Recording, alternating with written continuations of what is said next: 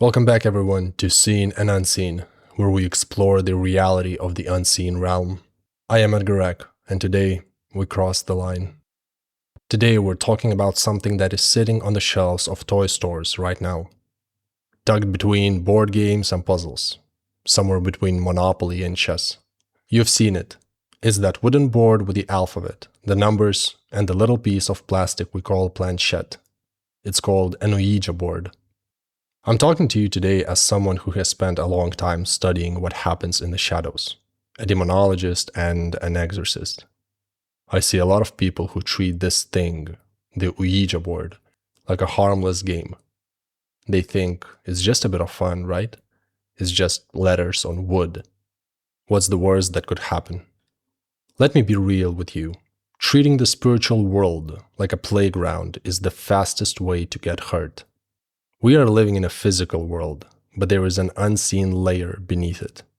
A spiritual reality that is just as real as the chair you're sitting on. When you sit down with a Ouija board, you aren't just moving a piece of plastic, you are opening a door. And the biggest mistake people make is thinking they get to choose who walks through it. Let's get the facts straight. A lot of people think the Ouija board is some ancient cursed relic from the Dark Ages, like something found in the Egyptian tomb. It's not. It was actually born in the late 1800s, during a craze called spiritualism. Back then, people were obsessed with talking to the dead relatives. They were grieving, they were desperate, and they were looking for any way to bridge the gap. In 1890, a guy named Elijah Bond patented the board. It was marketed as a talking board that could answer questions about the future. It was sold in stores, right next to checkers and dominoes. But here is the lesson of history. Just because something is sold in a store doesn't mean it's safe. By the 1920s, the public started noticing a pattern. People weren't just talking to the diseased grandma or grandpa. They were starting to report strange, heavy, and downright terrifying occurrences in their homes. What started as an innocent party trick became a gateway for things that don't belong here. It's a technology, a human-made interface that attempts to force a connection with the beyond. And every time humans try to technologically bypass the laws of the universe, we don't just open a door, we break the lock. Whenever I'm calling an Ouija board a portal, people always ask me, why do I call it that? Let's skip the fancy, confusing words and talk plain. Imagine your house. You have a front door with a deadbolt. You have windows with locks. Your life, your mind, and your home are your personal sanctuary.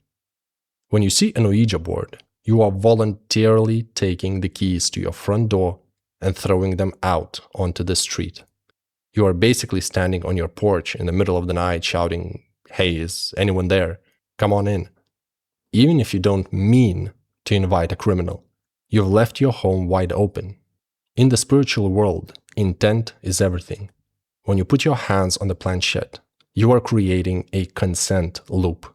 Whether you think your own muscles are moving the piece or you think a spirit is moving it, the result is the same. You have signaled that you are open for business. Demons do not follow our laws. They don't need a written contract. They operate on legal rights. They operate on a single yes and no signals. When you invite them in, you are giving them the legal permission to be there. And let me tell you, they are masters of deception. They never show up with horns and fire. They arrive wearing a mask. They'll tell you they're a friendly spirit, or a lost soul, or your late grandma. They will look like her, sound like her, and they'll give you a small, accurate piece of information just to earn your trust. Once you trust them, the portal is fully wide open. You aren't talking to your dead relative. You're talking to something that has been waiting for someone to be foolish enough to say hello and let them in. Now, an Ouija board is a relatively new concept in history, but the idea of talking to dead spirits and ghosts is not a new problem. Humans have been trying to cheat the veil for thousands of years, and the ancient texts are crystal clear about the dangers of this practice. If you look at the Greek magical papyri, these are ancient books of magic from the Greco-Roman world. you find recipes for talking to spirits. They involve specific rituals, specific names, and specific tools to force an entity to appear. The ancients knew that if you performed these specific, repetitive acts, something would answer. But they also knew that you couldn't control what answered. They understood that these rituals were a form of surrender. You surrender yourself, your life, to an entity which now has full control of it. And if you go to the Bible, the message is even stronger. In the Torah, the book of Deuteronomy explicitly warns against inquiring of the dead. It calls it an abomination. Why? Because it is a form of spiritual suicide. In 1 Samuel, we have the story of King Saul, for example. He was desperate, he was lost, and he sought out a medium to call up the spirit of Samuel. Even though the account says a spirit appeared, it wasn't a blessing, it was a terrifying, judgment-filled encounter that left Saul's life in ruins. The Bible tells us that there is a reason this veil between seen and unseen exists. It is there to protect us. It is a barrier, a wall that keeps the living and the dead in their proper places. When you use an Ouija board, you are trying to tear down that veil. You aren't a master of the spirits. You are a trespasser in a territory that is not meant for you. Not yet, at least. In other words, you are crossing the line you have no business crossing. I have seen the aftermath with my own eyes.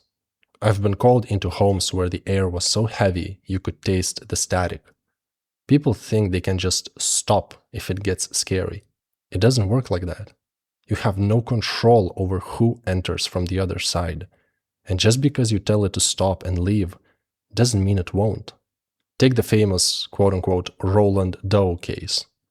This is the real-life story that inspired The Exorcist. It started with a young boy using an Ouija board his aunt gave him. It wasn't a joke. It resulted in months of pure terror, violent activity, physical markings, and an entity that refused to leave. It took a team of professionals weeks of spiritual battle to finally close that door. From my personal experience, I worked with college students who thought it would be fun to use a board in a building that used to be a morgue. They thought it was just a vibe. Within a week, the vibe changed. They weren't just ghost hunting anymore. They were being hunted. The atmosphere became suffocating. One student ended up with massive psychological trauma, unable to be alone or in darkness, convinced that something was constantly watching him. The incident took place in December 1933 in Arizona, when a mother, Dorothy Turley, claimed that a demonic spirit, through an Ouija board, directed her husband Ernest to dig for hidden treasure. Heeding the board, her husband Ernest spent his time blasting away rocks in the Arizona cliffs, coming up empty-handed. When he failed to find anything, the demonic spirit, through an Ouija board, instructed their 15-year-old daughter, Maddie, to shoot him, so her mother could be with some other man. As you can see, that is not a parlor game. That is an infestation. That is a hostile takeover of your life and your home. Once you are affected, once you give that permission by simply engaging in the activity, the entity stops being helpful and starts being violent. Heavy furniture starts flying, slamming into walls, literally chasing people out of their houses. When you see movies like Ouija, Origin of Evil, they get one thing right: the possession arc. The entity mimics someone you love. It makes you feel like you're in control, and then it slowly erodes your willpower until you're just a passenger in your own body. Which leads me to another crucial point. It does not matter if you know what kind of spiritual activity you are engaging in, or if you're doing it completely ignorantly. Those spirits do not care. It's similar to the law. Being unaware of what is criminal activity does not save you from the punishment. Whether you treat it like an occult portal to let demonic spirits in, or as a toy to have some fun time with your friends, spirits enter either way. They do not care whether your permission is deliberate or completely ignorant. They will enter, whether you like it or not. So, why am I telling you all this? I'm telling you because I don't want you to be a victim of your own curiosity or lack of knowledge. You don't need a board to explore the world. There's a reason there's a veil between us and them, between seen and unseen. It's a protection. It's a shield. If you have a board in your closet, get rid of it. I don't mean just throw it in the trash. I mean get it out of your space. Burn it if you have to. Don't worry about respecting the board and all that nonsense. The board is just a cardboard and ink. Worry about what you are inviting into your life through this object. Protect your soul, your family, and your house. Don't go looking for the shadows, because I promise you, they are already looking for you. They are hungry, they are patient, and they are waiting for you to make a mistake. Stay grounded, stay with God, stay safe. And for the love of everything, keep those doors closed.